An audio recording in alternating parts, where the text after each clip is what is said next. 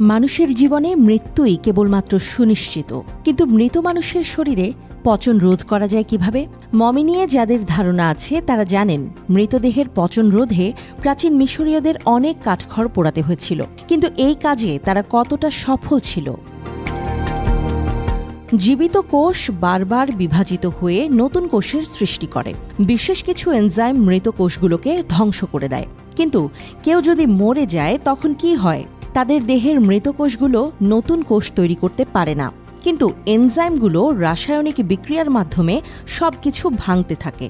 তাই যদি কেউ মৃতদেহ সংরক্ষণ করতে চায়, তাকে প্রথমে নিশ্চিত করতে হবে এই এনজাইমগুলো দেহের টিস্যুগুলোকে যেন ধ্বংস করতে না পারে। নিউরনগুলো দ্রুত মরে যায়, তাই ব্রেইন কোনো কাজে আসে না। প্রাচীন মিশরীয়দের কাছেও মৃতদেহের ব্রেইনের কোনো গুরুত্বই ছিল না। গ্রিক ইতিহাসবিদ হেরোডটাসের মতে তারা মাথার খুলিতে হাতুড়ি আর পেরেকের মতো একটা যন্ত্র দিয়ে আঘাত করত আর শেষে নাক দিয়ে মগজ বের করে ফেলত।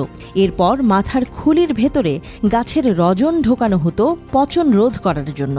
এরপর তলপেটের বাম দিকে একটা ছেদ কাটা হয় এবং সেই ছেদ দিয়ে নাড়ি ভুঁড়ি যকৃত ফুসফুস ইত্যাদি বের করে ফেলা হয়। কিন্তু হৃৎপিণ্ডটিকে কিছুই করা হতো না, কারণ তারা ভাবত মানুষের সব আবেগ অনুভূতি ও শক্তির মূল কেন্দ্র হল এই হৃৎপিণ্ড। অভ্যন্তরীণ অঙ্গগুলোকে এরপর জারে রাখা হতো। জারগুলো থাকত ন্যাট্রনে পূর্ণ। ন্যাট্রন এক ধরনের প্রাকৃতিক লবণ। অন্য লবণের মতোই ন্যাট্রন ব্যাকটেরিয়া ধ্বংস করে। ন্যাট্রন মেমব্রেনগুলোকে সাবানের মতো শক্ত করে ফেলে। এবার পুরো দেহটিকে ন্যাট্রনে মুড়ে দেয়া হতো। মৃতদেহের সব জলীয় পদার্থ শোষণ হতো এই ধাপে, আর এই শোষণ কাজটি করার জন্য ন্যাট্রনের সময় লাগত ৩৫ দিন। তারপর শুকিয়ে যাওয়া দেহে আবারও গাছের রজনের প্রলেপ দেয়া হতো। আর এরপরে শুরু হতো সবচেয়ে জটিল প্রক্রিয়া, ব্যান্ডেজ দিয়ে দেহটিকে মুড়িয়ে দেওয়ার কাজ।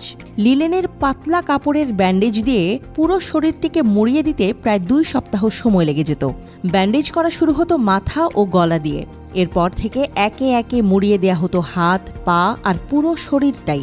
১৫ থেকে ২০ দিন ধরে প্রায় ২০ ধাপে মৃতদেহটি পেঁচিয়ে রাখা হতো।